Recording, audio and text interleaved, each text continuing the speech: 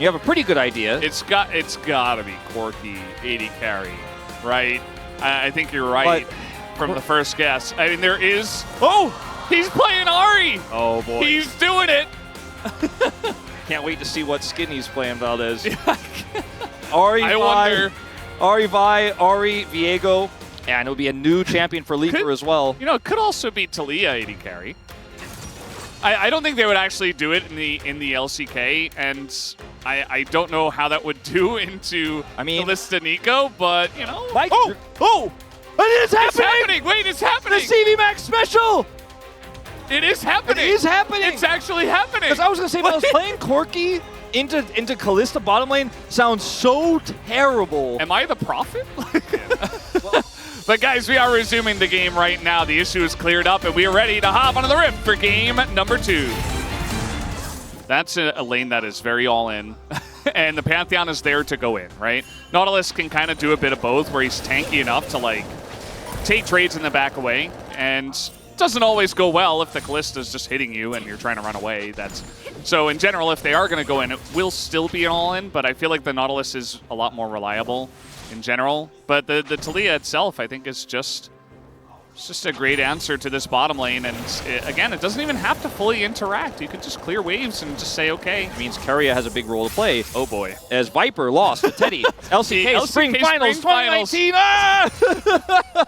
Well, if you made it appear on our screens, why did you make it happen? I'm sorry, everybody. We had to remember the history. Also, they were playing that into Ezreal. Like, why? You can see in the lane that Kalista, especially modern Kalista, is just going to poke you down as well. So that is one thing that Leaper is going to have to deal with. Like, when you...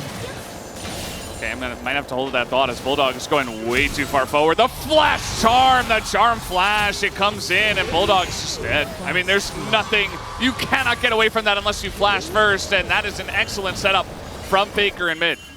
And yeah, essentially you just want to try to stabilize. They are still going to have Prio down on the bottom side for T1. They will be able to take out this first Drake. I'm really curious how this Talia is going to transition out of the lane, because in a lot of ways, okay, Bulldog is eating a lot of damage. Yeah, Owner's just going in there and being annoying. Level 6 as well, threatening it. Yeah, he had his ult, so he could both get out, but also continue to pressure the play. I was going to mention, I think Talia getting out of this lane. That was close. As another hook going to go wide. You can find another flank angle, come behind you and set up for an engage that I do worry about Leaper's survivability. Chance, level 6 here, and he tries to wall away. That's not going to work, buddy, but, you know, he didn't have many other options. No flash available, and now the stolen Talia going to do it to them like that. The double kill going over to Owner, who certainly knows how to play that one, and now the Impale comes in, but the all-out is here, and Zeus is in a lot of trouble. He's just dead. Solo kill, essentially, as Cuz will pick up an assist along the way, but dude is going to take him down. Yeah, the minion all the way. This is going to be second Drake here for the side of T1. See what soul it is. Cloud. Pretty good for Ahri, I would say. Yeah, very strong as the hook is going to come in. He will find all 3 of them in the knockup, but essentially it's just a disengage from the side of Quantum Freeze's bottom lane, and they will be able to deny the dive for now, but you see it brewing once again. As Dudu and Cuz are up on the top side of the map, they know they don't have any support, so they just have to back away from this one. Yeah, Grub's not really even feeling that powerful with this comp at the moment either, but at least they get something. But this is just so much value bottom side. Keria. They just kind of wall for protection. And does work out. Leaper gets in, gets the wave, but still down 21 CS. And Owner is a massive carry with the amount of gold he has in his hands right now with him. As the Impale's going to come in as Cuz is here, but this time Owner's here as well. And now the TP comes in. Zeus in a lot of trouble. He is so incredibly low, and the all-out is there for the Cassandra. They are turning this on to Owner. The shutdown comes in, and that's 2 kills, maybe 3. Faker nearly goes down to the Corki, and Keria is here. Let's see what he can do as they know it's him. There's just so much mobility denial, so much lockdown, you could almost say, is T1 are going to try to get this Herald. Cuz has flash but no smite, not going to contest this. Will stay in the area, avoid that Zenith, or not the Zenith blade, the root there, but yeah. There was nobody else there, and I think Bulldog would have been fine, but man, he's just really been eating so many different things from so many angles. Now we have a TP coming in, as Quantum Freaks do want to fight this. T1, they are not necessarily going to go for this dragon here. They need to back away, and that they will for now. Buzz has ult again to just kind of keep them at bay, keep them at arm's length, so engaging here is going to be tricky for T1. It's a single Cloud Drake without Prio here. You might want to think twice about heavily committing. Keria still fishing for that angle. Yeah. I mean, the vision control around the banana brush and even north of it as well, just to really allow no angles. Yeah, Ondil just waiting for Faker.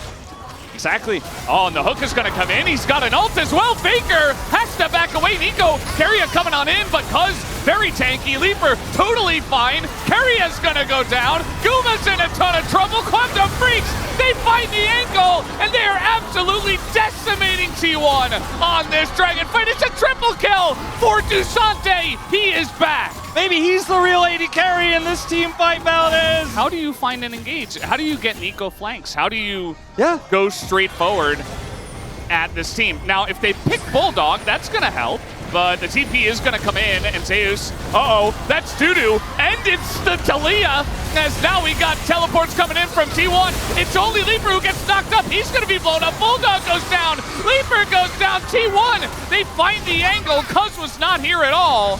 And they call the bluff of Guangdong. They say, okay, you want to fight? Let's fight. Dudu's going in 1v4. Not sure about that, as he's kind of immortal, but is he this immortal? That doesn't look like it. He will go down. Ondo will as well. And Guangdong Freaks, they finally make the big mistake, and T1 are there to take it down. Now T1 will take the gold lead back, albeit slight. Very slight. It's still anybody's game from here, I'd say, as the hook is going to sail wide. Faker's looking for the charm. He's going to find Ondil. Ondil does not have his aftershock, and he will go down. And Leaper, once again, rough spot for him as the Nico ult will come in. He has to flash it, barely gets away. Now Bulldog is left all alone, and the Impale is massive. He finds the front line, takes down Bulldog, and Cuz is not looking too good either.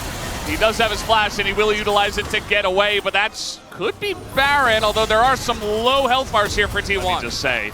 So he's going to be chunking some of those squishy guys on the back line, as now trying to set up the engage here is Quantum Freaks. Dudu this time going to just try to send it in, but now the wall comes in. Leaper in a rough spot. He is going to get the stun onto Faker, who is going to get ulted here by the Nautilus, but now massive Impale on this front line, and now Nico's got everybody locked up. Leaper goes down, and T1 looks like they finally find the angle. T1 have got this fight in their hands. Faker will go down, but he already did a lot of work. Dudu, he can't 1v4 them, and that should be Baron. It's become so large, so difficult to deal with.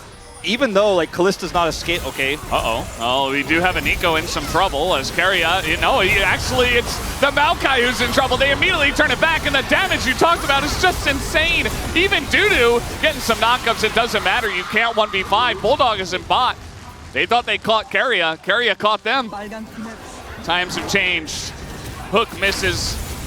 And that was a GAP-Ego, and now we're just engaging on a Bulldog, and it's Keria actually has to get ulted back, but look at this Impale onto that backline. Leaper once again in trouble. He will go down, but Keria potentially as well lands that root, and in goes Bulldog, and he's immediately just going to get blown up. This game seems to be done and dusted as Dudu, desperate, very desperate, will take down Guma, and immediately just gets thrown into the wall. He's going to buy a lot of time here, but eventually T1 are just going to run him down.